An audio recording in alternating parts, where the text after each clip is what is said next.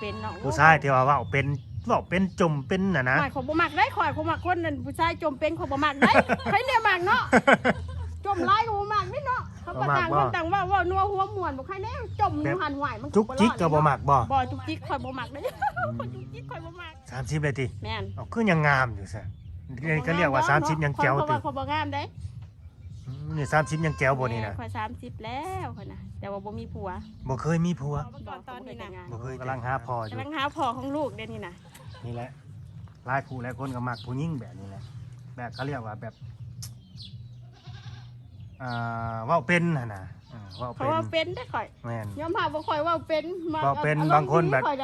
แม่นบางคนเขาก็ว่าปากร้ายแต่ว่าใจดีอย่างประมาณนี้นะแบบนั้นเลยข่อยน่ะว่าเป็นมักอารมณ์ดีข่อยน่ะว่าแล้วจะเป็นคนแบบน่ะบ่ปากร้ายใจดีบ่แม่นหักไผแล้วหักจริงหักแล้วหักเบิดใจข่อยน่ะแม่นเนาะแม่น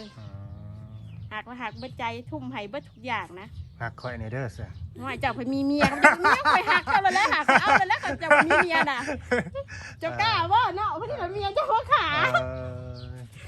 หยอกเขาก็หักเป็นพี่เป็นน้องเป็นหมู่เป็นคู่กันก็ได้ตัวหักเป็นพี่เป็นน้องหักแพงกันเลยดีเนาะแม่หักเป็นคนรู้จักกันสบายก่อนก็สิได้ติดต่อแบบผู้บ่าวเมืองนอกเมืองหน้าให้เด้ซะหวายก็มันได้เนี่ยก็โชคดีเนาะงานแต่งข่อยก็เกินแล้วแหละของข่อยเจอน่ะแม่นบ่โอ้ยยังบ่เคยแต่งงานบ่ได้เขาบ่เคยแต่งงานอยากแต่งอยู่ได้นี่ค่ะอยากมีลูกคือเขายังหาเจ้าบ่าวบ่เจอแม่นอยากได้เจ้าบ่าวได้นี่นะอยากมีลูกแล้วแม่นอยากได้ลูกพร้อมสิมีลูกแล้วพร้อมจะสร้างครอบครัวเลยแต่พ่อมันยังบ่เกิดเนาะพ่อมันยังบ่เกิดพ่อยังบ่เกิดพี่น้องเอ้ยอยากมีลูกจักอยู่ไสพ่อมันน่ะส่งมาให้นึกว่าจังหน้าตาเป็นจังได๋บ่ฮู้จะมักคนหล่ออยู่บ่บ่มักหล่อมักรวยรวยบ่สำคัญคะแนนใจดีหักเฮาหักเฮาแพงเฮาหักครอบครัวเฮาได้เท่านั้นดูแลเฮาได้ก็ให้เกียรติเฮาทุกอย่างนะแบบเฮาต่างคนต่างให้เกียรติกันแล้วก็เอาหน้าตาบ่ซ้ำข่อยก็พอได้บ่ว้ายเนาะก็ได้เนาะหล่อก็เจ้าก็แฮงดีดอกว่าอันนี้คือถามแบบเผื่อหลายคนเด้อ FC ถามเผื่อ FC หล่อกว่าข่อยมันก็ส่วนมากคนหล่อเขาอยากจะสู้ได้สาวดาเจ้าสู้เนาะคนเจ้าสู้ก็บ่เอาเนาะบ่มักคนเจ้าสู้เนาะมักคนหักเดียวใจเดียวเนาะคนเจ้าสู้บ่เอาเด้คนหล่อเขาหลายใจเด้อสิบอกเจ้าบ่ต่างกันครับคนงามมันก็หลายใจคือกันเด้ข่อยบ่ได้ข่อยบ่หลายใจได้ใจเดียวข่อยงามคือเจ้าก็หลายใจคือกันบ่จักบ่ข่อยบ่ได้หลายใจใจเดียวหักเดียวใจเดียวใจเดียวนี่แหละข่อยนำบ่มีปันให้ไผอีกเจอคนนั้นก็ให้ผู้นั้นเลยบ่ให้ผู้ใดอีกมักไผก็มักผู้นั้นคนหนึ่งคนเดียวข่อยบ่มักเป็นคนหลายใจเพราะว่าบ่แม่นยังเนาะหักแล้วผัดเฮาสิไปบอกแหวกไปทางอื่นมันก็บ่แม่นหั่นนะเฮาก็ต้องต่างคนต่างให้เกียรติเนาะเพราะว่าเฮาสิเขามาเป็นครอบครัวเดียวกันผัดคำบ่มีคำนี้มันไปกันบ่ได้ได้เขาต้องเขาสิเว้าซื่อสัตย์ต่อกันง่ายๆต้องสื่อสัตย์เนาะแม่นถ้าผู้ใดสิเข้ามาตัวข่อยก็บ่เอาคือกันเด้อข่อยบ่มักคนตัวได้ข่อยได้เขาก็บ่เว้าแหละเนาะว่าเขาสิเข้ามาตัวคันบ่พื้นคนสิเข้ามาตัวนะเขาก็บอกว่าเขาก็ทำดีกับเฮาบางทีเขาก็ทำดีเฮาตายใจก็มีเฮาเสียใจมันมีหลายรูปแบบเด้บทเรียนผ่านมาเจ็บจนพังใจเลยเคยมีบทเรียนแล้วบ่โอ้ยข่อยเขาเจ็บจนพังใจแล้วข่อยนะอันนี้โดยอันนี้ที่เว้านี่บ่แม่นข่อยมาจี้เจ้าเด้อแบบอยากมาเว้านัวหัวม่วนอยากมาถามเล่นๆแบบชีวิตที่ผ่านมาเลยบางทีชีวิตข่อยโดยบางทีเผื่อแบบว่ามีคนสนใจนะว่าสาวนี่เราคือเว้าถึกอกถึกใจข่อยแท้จักลองเว้าลองจี้เบิ่งเด้อย่างประมาณนี้นะจะมักคนเว้าเป็นอยู่บ่คนเว้าเป็นเนาะผู้ชายที่ว่าเว้าเป็นจมเป็นน่ะนะข่อยบ่มักได้ข่อยมักคนนั้นผู้ชายจมเป็นข่อยบ่มักได้ใครเนี่ยมักเนาะจมหลายก็บ่มักนี่เนาะเขาก็ต่างคนต่างว่านัวหัวม่วนบ่ใครแน่จมหันหวายมันจุกจิกก็บ่มักบ่จุกจิกข่อยบ่มักเด้จุกจิกข่อยบ่มักบ่แบบเขาหึงเขาหวงเขานะสาวดาหึงหวงกับธรรมดาเนาะต่างคนต่างหึงได้เนาะเพราะว่าใครก็หึงคือกันคือตอนนี้คือสมมติว่าเขาจะคู่ว่าเจ้าอยู่ไซเจ้าเหตุยังอยู่นี่นะก็จะบอกอยู่ว่าตอนนี้คอยอยู่หันอยู่นี่แต่ว่าบอกขากมาแน่ได้ส่งวิดีโอมาให้เบิ่งดูจังซั่นจังซี่นี่นะส่งได้ขอสิยากยังเนาะเพราะว่าเฮาบ่มีหยังปิดบังอยู่แล้วส่งได้หมดได้แล้วเนาะเฮาบ่มีหยังปิดบังสิปิดบังหยังเขาอยู่ไสเฮ็ดหยังอยู่ไสอยู่หม่องใด บ่เชื่อก็เปิดมาเบิ่งโลด โดย ขอยบ่มีคำว่าปิกบันได้ข่อยได้ โทษเด้อเจ้าน่ะสื่อดาซั่นบ่ แม่นข่อยชื่อดาสวรรค์ข่อยน่ะ สาวดาสวรรค์ แม่น อืมสื่อม่วนเนาะ มันบ่ได้กลัวแล้วหมู่ สื่อดาสวรรค์พี่น้องเอ้ยจักไผเด้สิได้ไปขึ้นสวรรค์นำคนสื่อ จั ดาก เนาะ นี่เนาะ ผู้ใดโชคดีกับผู้นั้นเลยเนาะเทื่อได้มาขึ้นสวรรค์นำข่อยเด้ โดย บ่มักบ่ข่อย จัก นี่ ไผเด้สิได้ไปขึ้นสวรรค์นำเพิ่นสาวดาสวรรค์ปัจจุบันอายุจักปีแล้วสาวดา ข่อยอายุ30แล้ว อืม30เลยติ แม่น เอาคือยังงามอยู่ซะนี่ก็เรียกว่า30ยังแจ๋วติ ข่อยบ่งามเด้ นี่30ยังแจ๋วบ่นี่นะ ข่อย30แล้วข่อยน่ะแต่ว่าบ่มีผัว บ่เคยมีผัว บ่เขาบ่เคยแต่งงาน บ่เคยแต่งงาน มีแต่เคยถือเขามาตัวมาโต๊ะ ถึงกับตัวแม่นเคยล่มบ่ผู้บ่าวเคยข่อยว่าสิเอาแล้วหั้นนะแต่ว่า อืม บ่เคยอยู่บ่เคยยังนำกันหั้น โอ้ นะ โอ้ สิ โอ้ ล่ม แค่ ซื่ เสือใจกัน แม่น แบบตายใจกับเขาเนี่ยเขาเสือใจเขาสนิทแบบนี้ ป บ่ ระมาณ4 ปีหั้นนะแต่คนสุดท้ายมาแหละต่างคนต่างบ่ได้อยู่เนาะข่อยไปอยู่พุ่นนะข่อยเฮ็ดงานอยู่ไทย อืม เขาไปอยู่พี่แล้วก็ มาแล้วเขาก็มีผู้ใหม่หั้นนะ คบกันออนไลน์นี่บ่ คบกันทางออนไลน์นี่แหละก็ เป็น ไม่ แฟ เห็ นทั้งออนไลน์หรือว่าอิหยังแบบนี้นะบ่ แม่นคุยกันทางออนไลน์นี่แหละ แต่ว่ามาเห็นกันตัวจริงก็เห็นแล้ว แต่ว่าบ่เคยมีหยังกันหั้น โอ้ นะ บ่เคยแบบว่าไปอยู่ไปกินน้ำกัน บ่ หรือว่าแบบเขาเรียกว่าคบกันออนไลน์เป็นแฟนกันออนไลน์ แฟ นะ กั พี่น้อง ซื่ เอ้ย ๆนะถึงบ่ถึงขันว่าแบบนั้นแต่ว่า อ่ะคุยกันมาโดน4 ปี สี่ ผูก ปี ป่า นั่นเจ็บพังใจข่อยบ่เทียนครั้งแรกข่อยเลยบ่อยากกล้าเปิดใจคบไผ แม่น อยาก แม่น เจ แม่ อน ผ่านมาไปนั่นน่ะ คอยว่าคนที่เจ็บนี่บ่เจ้าเจ็บร้ายกับเขาก็เจ็บร้ายคือกันแหละเพราะว่า เขาบ่เจ็บเนาะเขาเป็นคนเจ็บเนาะ ต่างคนต่างคบกันมาดนหั่นนะบอกคนใดกับคนหนึ่งแหละที่ว่าต้องเจ็บไปคนละข้างหั่นนะ เขาบอกเขาบ่เจ็บดอกเขา ไผเป็นคนเหตุไผบาด เขาเลยเนาะเขาเป็นคนนอกใจข่อยเนาะ เอาเจ้าคือหัวกันเนาะ อ่ะบ่นอกใจนะข่อยเห็นข่อยจับได้เนาะมือข่อยมาแต่ไทยข่อยจับได้ อืม ข่อยได้ยินเขาเว้าหมู่เขาเว้าว่าไปซื้อเครื่องอยู่บ่นอนสิเอาเมียเนาะข่อยก็ไปเห็นกับตาอยู่เพื่อนผู้สาวคาถี่เลย อืม ข่อยไปสิหับได้ใช่บ่เนาะข่อยก็ยา ผู้บ่าวทั้งใดนี่ ผู้บ่าวคนลาวนี่แหละ โอ้ลาวนอกบ่ บ่คนลาวนี่แหละผู้บ่าวทหารนี่ โอ้แต่ว่าเจ้าไปเห็นกับตาเลย เห็นแม่นข่อยเห็นกับตาเลยข่อยก็เลยข่อยก็ให้โอกาสได้ตอนเขาเห็นน่ะเขาว่าเขาเจ้าสิเลือกเขาหรือเลือกข่อยเขาก็ว่าเขาตัดสินใจว่าเลือกเขา โดย ข่อยก็เลยตัดสินใจปล่อย แต่ข่อยบ่ให้เขามายุ่งกับข่อยเลย โอ้ แต่นี้ต่อไป สาเหตุที่ให้โอกาสก็คือตอนเฮายังหมักเขาเนาะ แม่ เฮายังหัก แบบ เขาเนาะ บางเทื่อเขายังแบบอารมณ์ชั่ววูบหั่นนะ อืมแต่สุดท้ายเขาก็บ่เลือกเฮา แม่น เขาไปเลือกคนนั้นเนาะ แม่น ก็รู้สึกตอนน่ะเป็นในโลกแตกเลยบ่เจ้านี่หรือว่าแบบใด ว่าข่อยทำใจได้เพื่อสิได้เป็นปีผู้ใดข่อยเลิกผู้บ่าวข่อยคนแรกน่ะนี่สา มี เหตุ แต่ห้อง ข่ย แต่ให้บ่ข้าวน้ำก็บ่อยากเลยบ่ หืม อา ข่อย การ กินเหล้า อาการของคนอกหักนะ ข้อย เป็น กิน ยัง แต่ ไง เหล้า เล่าให้ฟังดูจะกินเหล้าติ ข่อยกินเหล้าข่อยไปทำงานอยู่ไทยข่อยก็ยังเฮ็ดงานอยู่แต่ว่าข่อยลืมบ่ได้ข่อยยังคิดอยู่นะยามข่อยกินเหล้ามาแบบข่อยแบบมันยังคิดภาพเนาะเฮาเคยล้มเคยเว้าอีหยังกันหั่นนะบัดมาผัดมาเป็นบาดเดียวหั่นนะข่อยเลยบอกอุ้ย ตอนนี้ เจ็บะ ตอนนี้คือโอเคแล้วเนาะ โอเคแล้วข่อย ทำ ไม่ ใจ อยากจะ ได้ ต้มก็ต้มข่อยบ่อันนั้นดอกข่อยบ่เทียนข่อยผ่านมาก็อายุข่อยก็ซ้ำนี้แล้วข่อยบ่อันนั้นดอก ก็คือสุดท้ายเขาก็ไปกับคนนั่นแหละเนาะ แม่น เอาบ่ได้ไปเฮ็ดเวียกบ่มื้อนี้อื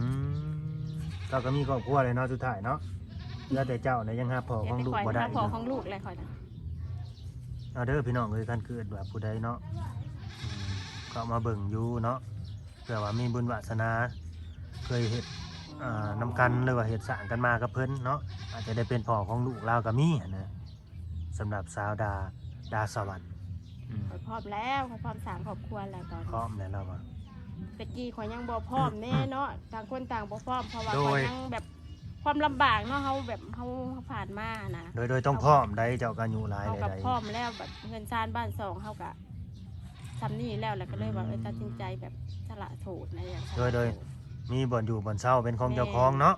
เฮาแบบบ่ยากเลยหั้นนะ เจ้าสามารถสิไปอยู่ไทยได้อยู่บ่สาวดาส ว่า ว ข่ ร อย รค์ ไปได้สบายข่อยนะ อ๋อ เพราะว่าได้ยาก ไปได้เนาะไปไสก็ได้เนาะ ไปไสก็ได้ข่อยนะบ่มีเพราะว่าบ่มีไผห้ามไปห่วงพ่อแม่ก็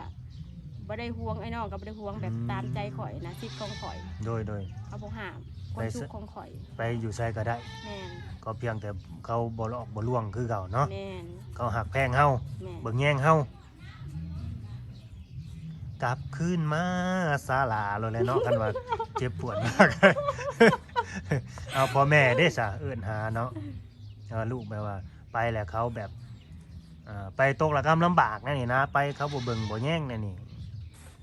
เพิ่นก็มีแต่ว่ากลับคืนมาเท่านั้นนะ กลับขึ้นมาบ้านเจ้าของ พี่น้องเอ้ย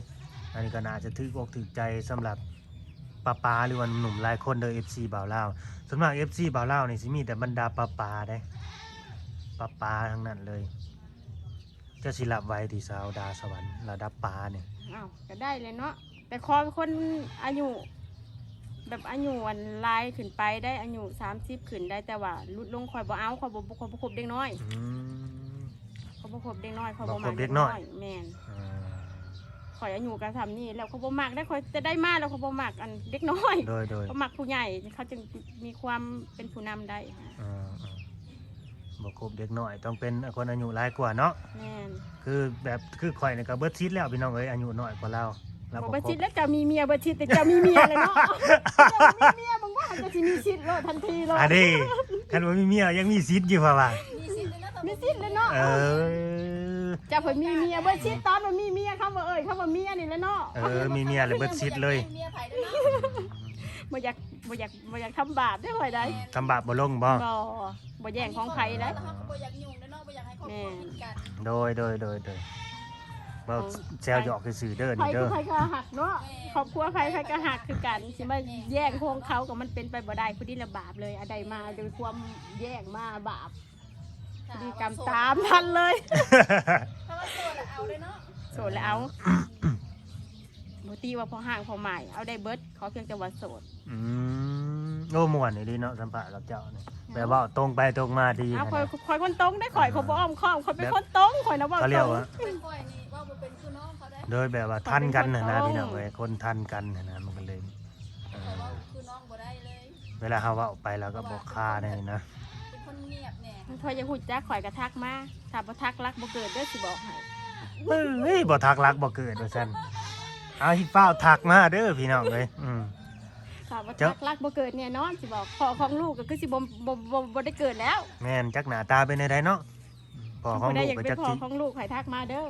พ่อของลูกจักสิอยู่แจ้ใดมุมใดโลดแหละกันบ่ทักมานี่ ว่าผู้บ่าวทางใดเนาะ บ้านนี่บ่หลายเด้อสาวดาสวรรค์เด้อค่าดองโดดนะค่าชิ้นสอดนี่ประมาณเท่าใดปะ สิสอนข่อยบ่ โดยก็บอกว่าหลายก็สิท้าเผื่อ FC ข่อยโลดนั่นนี่น่ะ แม่นบ่ โดยกันว่าเขา คิดล้าน 50ล้าน แม่นคำ2 บาทรับได้บ่มาแต่งรถข่อยเอาพร้อมเอารถ 50ล้าน แม่น คำ2บาท แม่น จบอยู่ในหันโลด แม่น ปัดทูพี่น้องเอ้ย50ล้าน แม่น พี่น้องเอ้ยอันนี้ถือว่าบ่แพงเด้อสำหรับปลาบ่าวลาวปลาเพิ่นเนาะบ่แพงดอกสำหรับปลาบ่าวลาวได้บ่แพงถ้าว่าเจ้าไปอยู่น้ำเพิ่นได้นะบ่แพงอืม อยู่ได้แน่นอนข่อยพร้อมไปได้เสมอ อันนี้สำหรับปลาบ่าวลาวบางคนเด้อสำหรับบางคนเท่านั้น50ล้านคำ2 บาท2 บาทก็ไหลไป100,000โลดราคาทองน่ะ100,000หรือ100,000ปลายก็ว่าไป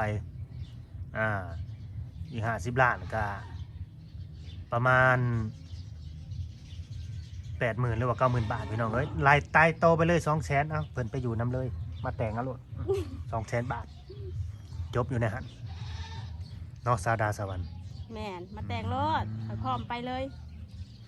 หนึ่งมาคือเพิ่นบ่เคยมีแฟนบ่เคยมีครอบครัวเนาะยังโสดยังซิงอยู่ตี แม่นโสดจริงเนี่ย ปา โสดจริงเนี่ยเนาะ โสด เนี่ยบ่มีผัว เจ้ามักคือโพดแต่อายุ3 ปีแล้วยังซิง ไม่ อยู่ เนาะรอคนนั้นที่ใส่เนาะเขาคนที่ใส่ได้ข่อยคนใด จักไป สิ เด้ ชอบ สิ จะ วา เป็น ส ของ นา ของ ดี ลูกแล้วจะจึงกันนั่นเนาะ แม่นเจ้าเลือกขนาดเนาะอันนี้เนาะ ไม่เลือกได้หน่อยอยากได้คนดีเนาะอยากได้ยันพอของลูกเนาะ จะได้อยู่นํกันตลอดชีวิต แม่อยากได้คนที่เป็นพอของลูกก็ได้ดีๆ บ่แม่นได้เขาว่า ธรรมดาเลยเนาะ เขาว่าเจ้าน่ะเจอคนที่เจ้าเลือกแต่เขาบ่เลือกเจ้า แม่น เนาะ เขาบ่เลือกข่อย อืม ข่อยเจอแล้วคนที่ข่อยเลือกหันข่อยเลือกแล้วข่อยหันเขาบ่เลือกข่อยซื่อ ก็ ๆ เลย ว่า ได้ แล้ว ความ ข่อยบ่ฮอดเขา โดยได้ความเจ็บปวดกลับมาพี่น้องเลย อย่าหาเฮ็ดเด้อพี่น้องเด้อเนาะกันว่าผู้ใดที่ว่าเข้ามาเบิ่งมาส้มหรือว่าทักมาจิมาคุยเพิ่นก็บ่ให้มาหลอกมาลวงบ่ให้มาตัวกันสินับ ถ้า ถื จริ อง กัน ใจแล้วทักมาหาข่อยถ้าบ่จริงใจอย่าทักเด้อคนมักที่คนเกลียดที่สุดแม่นคนขี้ตัวหลอกลวงข่อยบอกตรงๆโลด เขาเกลียดจนหอดมือตายเขาจำพังใจ แสดงว่า บอก คนนี่เจ้าก็เกลียดขนาดเลยตอน เขา นี้ เกลียดที่สุดเลยเขาชีวิตเขาเลยเขาจำบ่มีมือลืม คือเจ้าคือเป็นคนในนั้นบ่สาวดาส เป็น วร นี่ รค์ เนาะไผเจ็บไผในสิบ่จำ บ่เจ้าฟังเด้อก็สิเว้าเด้อบ่แม่นได้เว้าเข้าข้างเขาเด้เจ้าก็คิดเห็นความดีเวลาความดีตอนหักตอนแพงกันแน่ บ่ได้เนาะคอยเห็นดีตลอดเนาะแต่เขาเห็นหยังคอยฮู้มาตลอด แต่คอยให้โอกาส เออ คอยก็บอกว่าลมผู้สาวลมได้คำว่าหักกันใจคงมันต่อกันตราบใดกะยังว่ามักหักต่อกันอยู่คอยบ่ให้ได้อย่าคุยไผคอยให้โอกาสหลายบ่จุดสุดท้ายผมหักเส้นคอยไปเอาผู้ใหม่ โดย ไผเนี่ยบ่อยากหายเขาอยากหายได้อคอยบ่เอาคอยเถอะถ้าคู่มือนี่ถามว่าเคยทักมาหาข่อยทักขอคืนดี แต่ข่อยบ่เอาข่อย อ๋อ ของที่ข่อยทิมไปแล้วข่อยบ่เอาคืนอีกว่าง่าย อ่ะมาขอคืนดีเนี่ยเจ้าก็มีคนใหม่ ๆเอา อยู่ เขามีผู้ใหม่ แต่เขาก็ยังคิดได้ อ๋อ ภายหลังกลับมาหาข่อย อ๋อหรือว่าอยากได้ซองบ่ในใจอยากได้ซองแบบนี้บ่ แม่นอยากได้ซองข่อยบ่เอาเด้อข่อยสิบอกให้ อ๋อ ข่อยง่ายๆคนข่อยเป็นคนเดี๋ยวนี้ เจ้าก็บ่ยอมเป็นรองไผอีกเนาะ บ่ได้ข่อยอยากเป็นที่หนึ่งข่อยบ่ได้อยากเป็นเมียน้อยไผ ที่หนึ่งเสมอโลดที่หนึ่งใน แม่ ใจโลด เป็นเมียใหญ่ข่อยบ่ได้อยากเป็นเมียน้อย อ๋อ ข่อยอยากได้ผัวเดียว เอา มีย ทั้งนั้น เดียว ก็ใหญ่ทั้งนี้ก็ใหญ่ได้ซะให้ใหญ่สำคัญโลด บ่ เอา บ่ บ่ แม่นที่อยากได้ใส่ผัวห่วมเดียวกันเออหลังเว้าเนาะใครนี่อยากได้ใส่ผัวห่วมกันเนาะ โดย ว้ายบ่แม่นสิ่งของที่สิใส่ห่วมกันได้เนาะ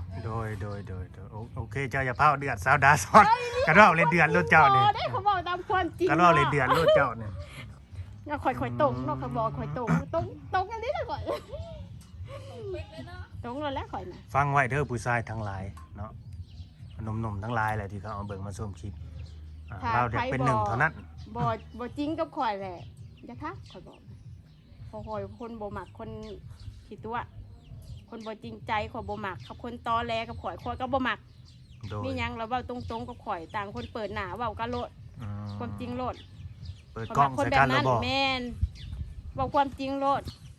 ต่อกันนี่ข่อยมักคนแบบนั้น บ่ต้อง เปิดเผยเลยความจริงใจต่อกันเลยคำที่เขามาหาข่อย โดย เมียหรือบ่มีหรือว่าบ่มีก็ต้องเปิดใจกัน กรณีมีเมียกับบต้องทักมาหาข่อย โดย มันเป็น ชัดเจนแล้วเนาะ แม่นเขาเป็นพี่เป็นน้องเป็นได้ได้ ถ้าเป็นอย่างอื่นเป็นบ่ได้ โอ้ มีเมียน่ะ ถากมาคุยมาแบบให้กำลังใจเป็นพี่เป็นน้องได้ ได้แต่ ถ้าสิ ว่า มาจีมาล้มบ่ได้ มีเมียบ่ทักมาก็ได้ทำกรณีอยากได้ว่ามาเป็น คันบ่โสดบ่อนุญาตให้จีบแบบนี้ แม่ บ่ น คือเพลงเลยเนาะ แม่นคือเพลงเลย เออ โสด คันอ้ายบ่ ญต โสดบ่อนุญาตให้จีบเพียงประมาณนี้นะ แม่บ่ได้อยากแย่งผัวไผเนาะเห็นว่า เออชัดเจนเด้อพี่น้องเด้อกันบ่โสดแล้วบ่ต้องมาจีบแล้วแค่นั้นแหละอืมบ่โสดบ่อนุญาตให้จีบเพิ่นน่ะไม่อยากเป็นรองใครอยากเป็นที่หนึ่ง นะฮะไป อยากจะเป็นหนึ่งเนาะเป็นหนึ่งฉันอยากเป็นที่หนึ่งในดวงใจเลยได้ไป ได้ว่าที่หนึ่งไม่ไหวฉันเต็มใจขอเป็นแค่ที่สองวันนี้เบาเนาะ บ่เอาที่สอ โอง เคเบาชัดเจนดีพี่น้องเลย แต่ผู้ชายน่ะได้ แต่ผู้หญิงน่ะบ่ได้ มันก็มีบางคนใด ได้ค่อยเห็นเราบางคนน่ะผัวน้อยผัวใหญ่อยู่นํกันได้ โอ้ยแม่นแล้วเขา โดย ค่อยเห็นมาแล้ว เอามีแบบนี้ติ มีค่อยเห็นมาแล้ว เออ เป็นแล้วเนาะ แต่คอยเห็นแบบผู้หญิงแบบน้อยกับใหญ่นะอยู่น้ำกัน แต่ว่าผู้ชายเนี่ยก็ยังบ่เห็นได้แบบอยู่น้ำกัน ค่อยเห็นมาแล้ว คืออยู่น้ำกันได้เนาะ อยู่นํกัน เออมันสิบ่อยากฆ่ากันติ ลูกเต้าก็มีนํกันหมด เออคันแบบน่ะสาวดาสวรรค์ขวามีสวรรค์หนึ่งมันสิหักลำกัน อันนี้แปลว่า เนาะบ่เอาเลยเนาะนั่นน่ะอยู่จนเฒ่ากระสังแต่มือหนึ่งมันต้องมีขอผิดพลาดขึ้นมา เออสัมพ่อซะโอ้ยเฒ่าแล้วเขาเฒ่าแล้วสาวดาสวรรค์เพิ่นเฒ่าแล้วนะ อ จะ ย่า ไป แล้ว ว่า คนเฒ่าแล้ว เท่าแล้วเท่าแล้ว กันยังยุ่มนังหน่อยคือเฮาบ่ได้ได้นะมันบ่ยอมเพิ่น ก็ได้ศึกสงครามเกิดแล้วแหละ เนี่ย เอ มัน อ สิพิษกัน ศึกสงครามแล้วแหละ สงครามในครอบครัวเนาะ เขาอายุหลายกว่าเป็นพ่อเขาเลยนะ เออ แม่นอยู่ซ้ำนั่นน่ะเขาได้ แต่ว่าเฮานี่ห้อยบ่ได้แล้ว แล้วลูก เออสมมุติว่าป้าข่อยอยากติดต่อมาคุยกับเจ้านี่ติดต่อได้ทางใดนี่ ทางไลน์ ทางไลน์บ่ แม่น เฟซบ่ได้เล่นบ่ เล่นกับมันโอ้ยเนาะโทรศัพท์มันบ่ดีเนาะมันจะค้างเล่นไลน์เอาละกันส่วนตัวดี มีแต่ไลน์บ่ แม่น ข่อยได้ เบอร์โทรได้ซะ เฟซละข่อยนะ เบอร์โทร อ่า เบอร์โทรก็มี อ๋อกันเพิ่นอยากมาเที่ยวหาเด้ให้พามาอยู่บ่ มา หลัง แล้ จาก วเนาะ หลังจากที่คุยกัน แม่น ได้เว้าได้คุยกันแล้วนะ แม่น ก็นัดหมายกันแบบนี้นะ มาได้สิเป็นหยังเนาะ แบบมาเซอร์ไพรส์ได้ซะให้มาอยู่บ่ เซอร์ไพรส์ก็มาแล้วเนาะ โอ้โหเออเราบ่หาได้ดอกเอ้ยแบบมาแบบเซอร์ไพรส์มากับบ่าวลาวไปนี่ก็ได้คือกัน มาเซอร์ไพรส์รถ หากจักสิเจอตลอดบ่แหละกันมานี่ เอาข่อยก็อยู่เพื่อนนี่เนาะ เราบ่ได้ไปไสดอก อืม เราอยู่เพิ่นนี่แหละ เซอร์ไพรส์ก็ได้เด้อ ข่อย พี่ อ น้อง ยู่ เด้ เพื่ อ อนตลอดนี่ เบิ่งข่อยสิ1 2 3โอ้3-4 คนแหละสิแนะนำให้สาวดาสวรรค์นี่ FC บ่าวลาวนี่มีแต่แบบ รุ่นป่า แม่นปะระดับปลาทั้งนั้น รุ่นป่า รุ่นป่า3-4 คนแหละใจถึงเพิ่งได้อีก ใจถึง เออ ถึงได้ดาซ่อม ใจถึงเพิ่งได้อีกพวกนี้เอาจริงปลานี่เอาจริงโลดหักจริงวางแต่ง จัดไปอย่าให้รอ ดาซอบมาซั่น ประเทศก็เอานะ ประเทศนอกก็เอา ทางใดค่ะอ้าว เนาะ เนาะ หมดอ่ะคะแนนผล ขอเพียงจะเป็นคือคำมันที่เว่ามาเนาะเท่านั้นแหละขออย่างเดียว ทุกอย่างแบบว่าเห็นเงินซ่านเฮาแล้วเพิ่นจะเอาเฮาไปก็ได้แต่งอยู่ได้แต่งงาน โดยคือสาวผู้คงเนาะต้องเฮ็ดเดือนเฮ็ดซานซอยเพิ่นแล้ว แต่ว่าสาวดาสวรรค์นี่เดือนเพิ่นแล้วแล้ว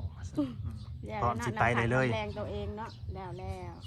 พร้อมสิไปกับอ้ายเลยเพิ่นว่าประมาณนี้ถ้าเกิดว่าได้คือเว้าหั่นนะมาตัวมาแต่งก็ได้เพิ่นจังไปได้พี่น้องเอ้ย ว้ายบ่แต่งบ่สิแล่นน้ำผู้บ่าวลงไปได้เด้อ ถ้าเจอคนที่เจ้ามักแล้วก็ทึกใจเจ้าอีหลีเด้อซะสาวดาสวร เอา รค์ ข่อยก็พร้อมแล้วเนาะ อันนี้ ข่อยหมักเนาะ อ่า ถูกใจข่อยบ่รอซ่าได้เนาะ แม่น ข่อยถูกใจข่อยหมัก แม่นเจ้าว่าถึกคอยยกโป้ให้นี่เจ้าว่า ข่อย ถึก ว่า นะ สิรอบ่ว่ายืนเวลาบ่ได้ของข่อยหมักแล้วข่อยเอาโลดได้ ยืนเวลาเลย แม่น ลงมาแต่งแล้วไปเลย ทำถูกใจข่อยแล้วข่อย ใจก็ พร้อมแล้วได้ข่อย โดย สาว อื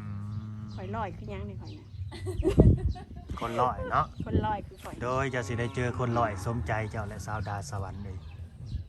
คนลอยต้องมาเจอคนลอยแบบนี้แหละพี่น้องเนาะก็สำหรับข้อมูลการติดต่อกับทางมาเด้อพี่น้องเด้อเพิ่นมีเบอร์โทรแล้วก็ไลน์เนาะอันนี้ก็คือสิบ่ถามยังต่ออีกแล้วพี่น้องเอ้ยเบิดเท่านั้นแหละเนาะ จะเป็นลูกสาวหล่าลูกสาวเดียวอีกบ่ บ่แม่นชาวลาวคือลูกสาวกลางแต่ว่าลูกสาวเดียว อืม ข่อยมีน้องอยู่เด้ผู้ชายผู้หนึง โอ้ แต่ว่าลูกสาวเดียว โดยเป็นลูกสาวเดียวลูกสาวผู้เดียวเลยพี่น้องเลย ดื้อได้ข่อยน่ะ ดื้อเนาะ ดื้อกว่าหมู่อีก อืมเป็นคนดื้อเด้อพี่น้องเว่าง่ายอยู่บ่ เว้าง่ายแน่เนาะข่อย น่ะ บ่ผิดไผอีก โดยเป็นคนดื้อแต่เว่าง่าย เห็นว่า ฟัง ข่อย ควา ปาม กจัดเด้อนี่น่ะข่อยอารมณ์ดีเด้อบ่ผิดไผอีกข่อยน่ะ โดย คนคือเจ้านี่แหละแบบเวลาได้มักภายแล้วหักจริงนะ หักจริงข่อยยอมรับข่อย แม่น ข่อยบ่ว่าอันนั้น เป็นคน ให้ มัก ว่า จ ให้ ริง ข่อยอัน หัก ดู จริง ดีได้ข่อย จริง หัก ใจ จริงจริงใจข่อยน่ะถ้าข่อยบ่มักข่อยก็บอกว่าบ่มักถ้าข่อย โด มัก ย ก็คือว่าข่อยมักโลด คอยฮู้ผู้หญิงคนใดที่ว่า การเว้าแบบว่าตอแหลกับบ่ตอแหลนั้นเป็นในใดคอยเบิ่งออกแต่สำหรับเจ้านี่คอยก็ฮู้ดีว่าอาจจะเป็นคนจริงจังจริงใจหักจริงพี่น้องเอ้ยแต่คำเว้าบางทีเราก็อาจจะเว้าแบบแห้งแน่ แม่ อา เขา จ ว่า จะเจ็บ แห้ แน่ งข่อยเป็นคนแบบนี้ อืม ว่าเขาปากกระโดกกระเดกนะข่อยนะว่าง่ายๆก็เป็นเด็กน้อยเดี๋ยวเป็นขี้ดื้อข่อยนะ แม่นอืม ข่อยนะ โอเคเด้อเฮาก็สิได้จบคลิปไปซั่นแหละพ้นสิตกแหละเจ้าคือสิบ่ได้เห็นให้เห็นหน้าเนาะ บอกข่อยบ่ได้มีหน้าได้เขาซื้อข้าวกิน หน้าโน่นกับบ่มี บอกบ่มีหน้าโนนข่อยนะ โอเค เจ้านี่เนาะ ดีแล้วมันจังเมื่อยมันจังบ่เมื่อยแม่ บ่มีไหหน้าดีแล้วสิได้จบคลิปไปซ้ำนี้แหละพี่น้องเนาะฝากกดไลค์กดแชร์กดติดตามพี่น้องอย่าที่แม่แห้งครับแม่ปันเด้อพี่น้องสบายดีให้ค่อยได้โดยมาถามว่าหน้าโน่นกับบ่มีเยอะ